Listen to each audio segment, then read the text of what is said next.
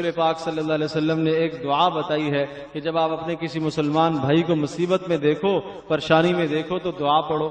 کیا دعا ہے؟ الحمدللہ الذی عافانی مما ابتلاک بہ وفضلنی علی کثیر ممن خلق تفضیلا۔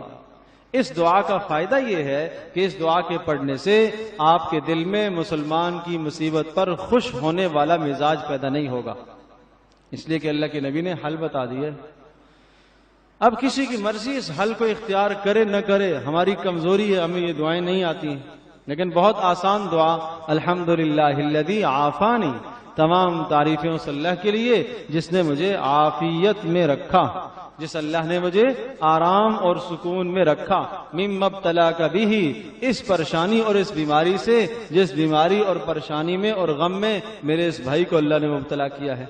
اے اللہ تیرا شکر ہے، تو نے میرے اندر یہ پریشانی اور میرے گھر میں یہ مصیبت نہیں ڈالی۔ وفضلنی علی کثیر ممن خلق تفضیلا، اور اے اللہ تیرا شکر ہے کہ تو نے بے شمار لوگوں پر مجھے عزت عطا فرمائی ہے۔